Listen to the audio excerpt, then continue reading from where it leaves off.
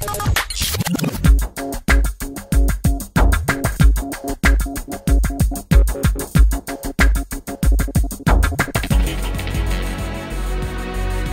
G.I. Joe against Cobra and Destro fighting to save the day, and that day is August 7, 2009.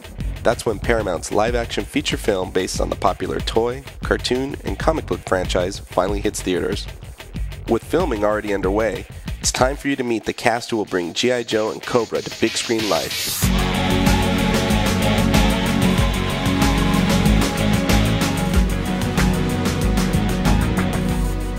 First up, Paramount drafted 2 cast members from its upcoming Iraq war drama Stop Loss for the lead roles in G.I. Joe. Channing Tatum will play the Joe's field commander, Duke, while Joseph Gordon-Levitt has been cast in the hush-hush role of Duke's best friend. Rumor has it that a dark future is in store for Gordon-Levitt's character, said to be a former Joe, but that's all we're gonna say. I have the money, I have the power! Dennis Quaid is the biggest name in the G.I. Joe cast.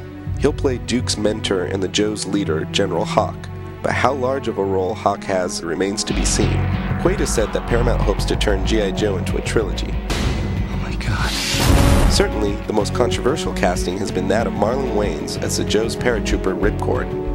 The casting of the White Chicks and Lady Killer star in a film by Stephen Sommers, the director of The Mummy and Van Helsing, has made some fans worry that G.I. Joe will be a campy send-up.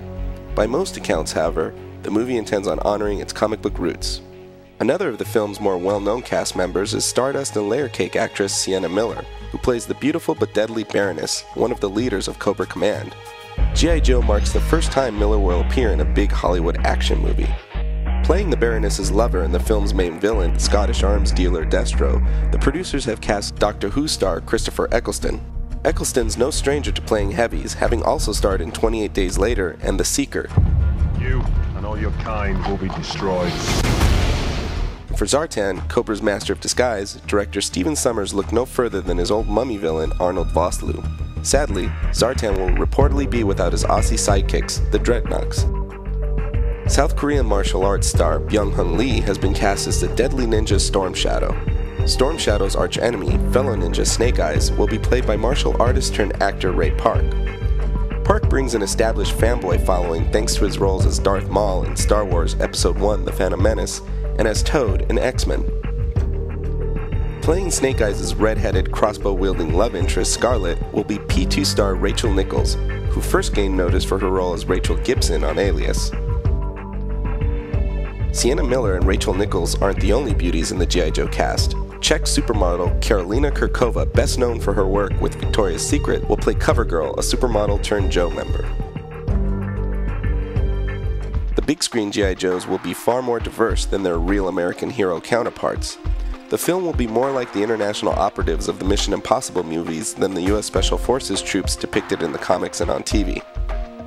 To this point, the filmmakers have cast British actor Adewale Akintoye Agbaje, best known to fans as Mr. Echo on Lost, as the Joe's ordnance expert, Heavy Duty, and French-Moroccan actor Saeed Tamawi, recently seen opposite Dennis Quaid in Vantage Point as the Joe's communication officer, Breaker. The film will reportedly be set 10 years in the future so as to not alienate international audiences wary of America's current military operations abroad.